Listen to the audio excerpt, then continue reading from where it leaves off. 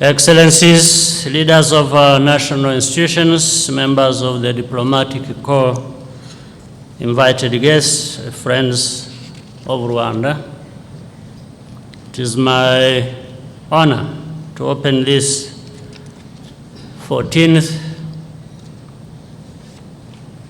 National Dialogue, Umushyikirano. I want to welcome everyone participating in this important national dialogue, both here in Rwanda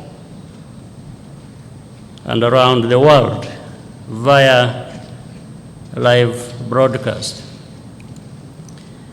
I also extend a warm welcome to our special guests and friends from across the world who have joined us to share ideas.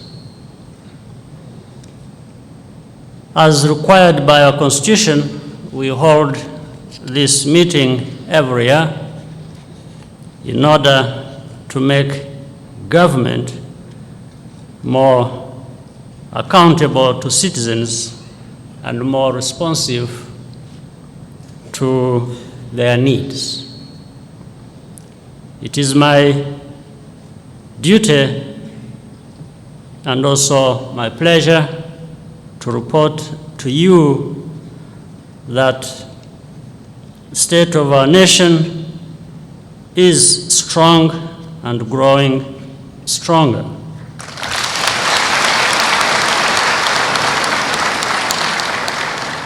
We know this from our own experiences, but it is also measurable. Over the past generation, Rwanda has been among the fastest growing country on the United Nations Index of Human Development, meaning that we are not only making good progress,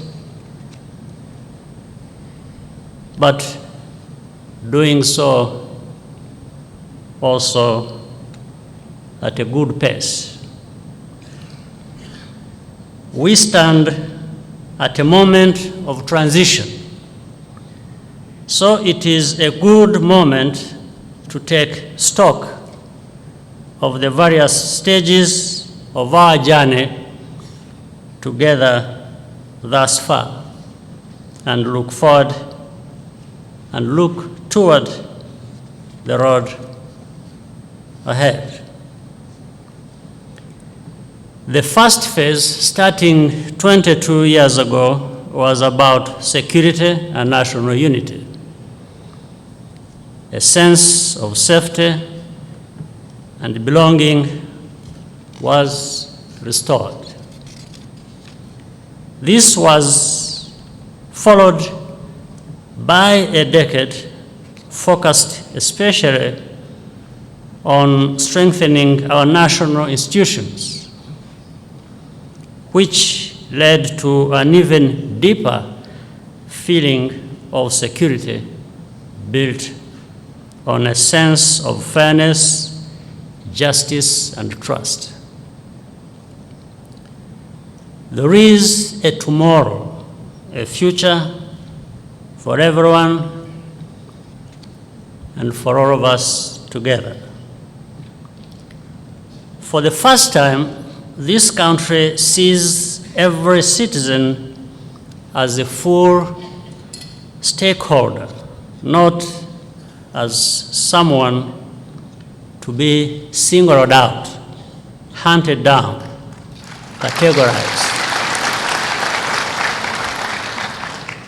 categorized and denied livelihood or even life.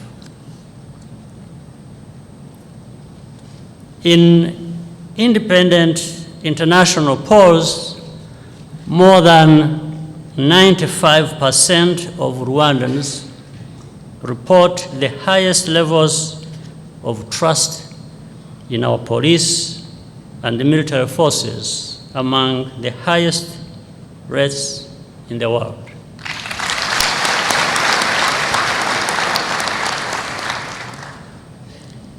The importance of this fact cannot be overstated, and we should never lose sight of that. That brings us to the most recent period where we have been building the infrastructure needed to connect us to the global economy, while also getting Rwandans ready to work smartly in a more competitive environment. This phase was necessary to lay the foundations of economic transformation.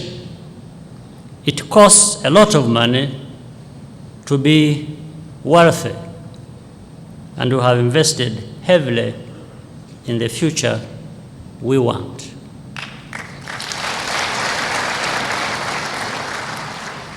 As we have begun to see this year, the seeds are starting to bear fruit.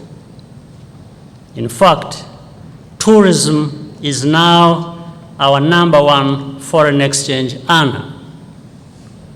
Rwanda, for example, has hosted major international gatherings which resulted in important decisions that will improve our world as a whole. This was possible for two reasons.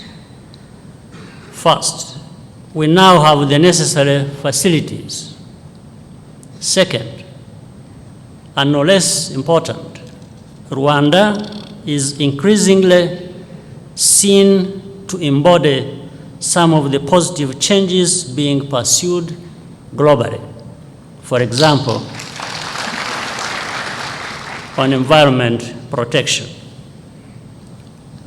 Along the way, Rwandans were employed, and thousands of visitors were able to see for themselves that there is something special about our country, which is a credit to all of us.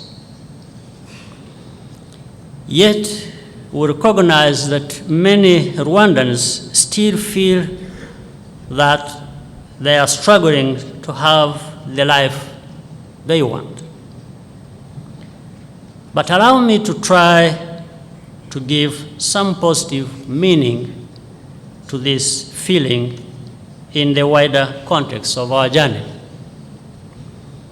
In 2001, 4 out of every 10 Rwandans lived in extreme poverty. But today, the figure is getting closer to 1 in 10.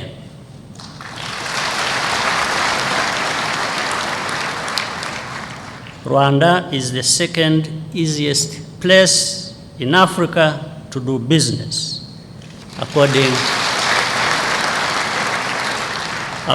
to the World Bank. We used to struggle just to survive. Now we struggle to thrive and prosper.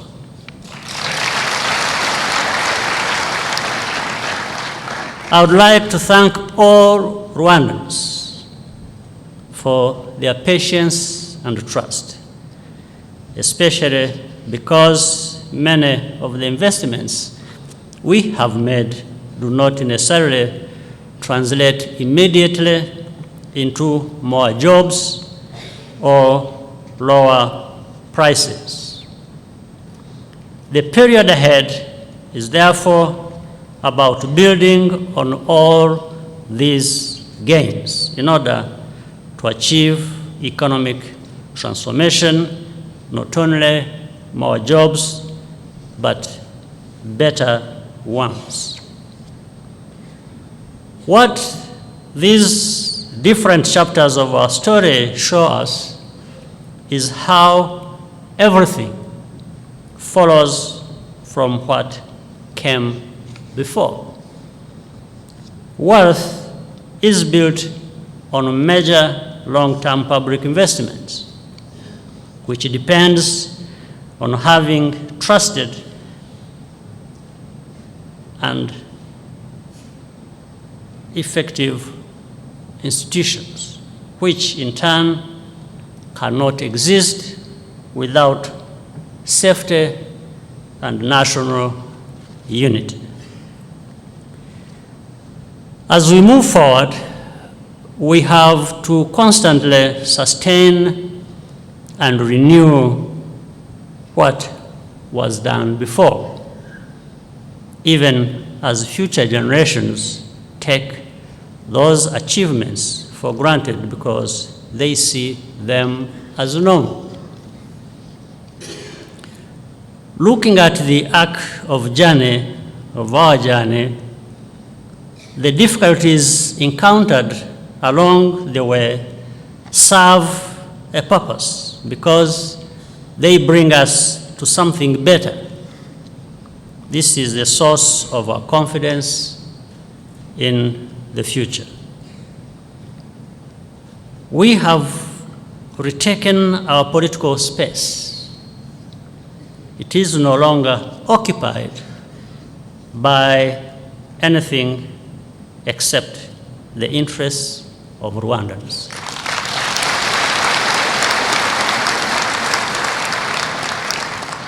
This principle is always worth fighting for in order to be free to do what we believe is most suitable for our well-being. It also means that we have to actually deliver the results that our citizens expect. The main barrier we face is internal. I'm talking about complacency. The lure of taking the easy path simply because it is more convenient right now, even if doing so is actually harmful. It is better to face things the hard way and go straight to the heart of any problem.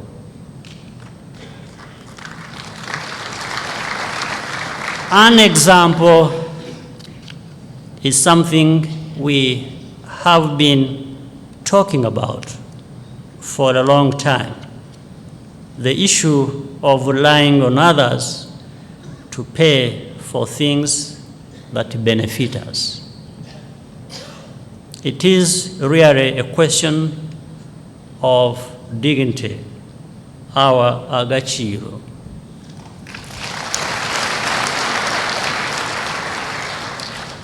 Therefore, among the decisions of this national dialogue, we should resolve to set a deadline, which should come sooner rather than later, after which Rwanda will no longer be always waiting for what others hand out to us.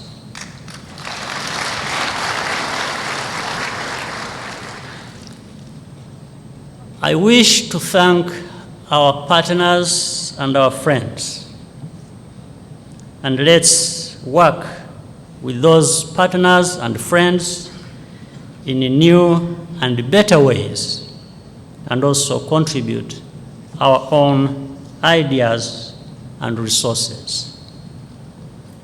We are at a point in our development where we can get this done if we really put our minds to the task. Concrete and ambitious goals such as this one serve to keep pushing us to be our best. Our dignity, as we keep reminding ourselves, is not about wealth, but rather self-respect and believing that we can do it. The motto of this country is unity, work, and patriotism. As we head into an election year, we should talk more about the distinctive meaning of patriotism for Rwandans. It means loving the country and therefore each other. As a result, we approach the task of selecting leaders and holding them accountable with calm optimism, even if events elsewhere in the world suggest that the price of democracy is division. It is not.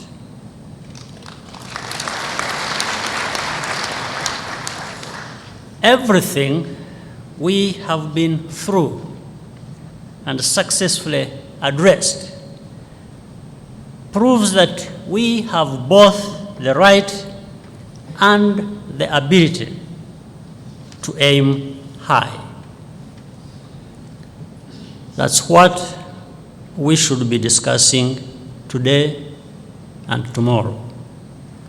I thank you and looking forward to our discussions.